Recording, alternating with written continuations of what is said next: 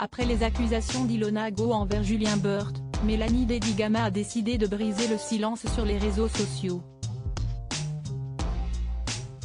La candidate de télé-réalité a expliqué s'en remettre à la justice. Dimanche 26 février, Ilona Go surprenait ses fans en publiant une vidéo révélation sur sa chaîne YouTube. Au cours de cette quarantaine de minutes, elle accuse son ex-compagnon, Julien Burt, de lui devoir la somme de 80 000 €. Elle dit aussi avoir été victime de violences physiques et d'insultes de la part de son ex-conjoint.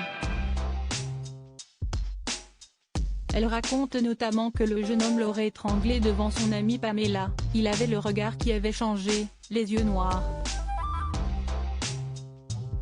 Il m'a étranglée et m'a soulevée au-dessus du sol. Je n'arrivais plus à respirer. Rapidement, Julien Burt a démenti ces accusations et refusé d'attribuer à son ex-compagne le terme de femme battue. Par ailleurs, il assure ne pas lui devoir d'argent. Mercredi 1er mars 2023, Ilona Go a publié une nouvelle vidéo sur sa chaîne YouTube où elle s'emploie à tenter de prouver ses dires. Elle y partage des conversations téléphoniques avec Julien Burt qu'elle a enregistrées. Dans l'une d'elles, on peut entendre le jeune homme présenter ses excuses à Ilona Go après que celle-ci a rappelé qu'il l'avait étranglée. Mélanie Dedigama prend la parole après les révélations faites par Ilona Go. Mélanie Dedigama, qui se montre très complice de Julien Burt, jusqu'à que certains internautes pensent qu'ils sont en couple, a décidé de prendre la parole. La jeune maman et candidate de télé-réalité a écrit en story Instagram, « Qu'auriez-vous fait à ma place ?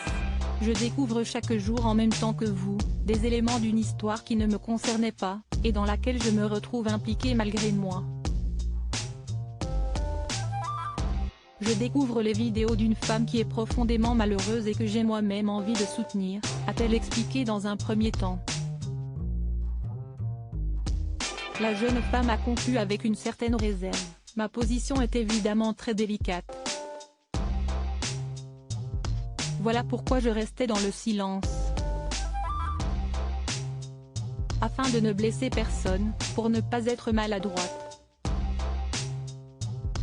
Je condamne évidemment toute forme de violence, qu'elle soit faite à des femmes comme à des hommes, et n'importe quels êtres vivants, la violence doit être punie.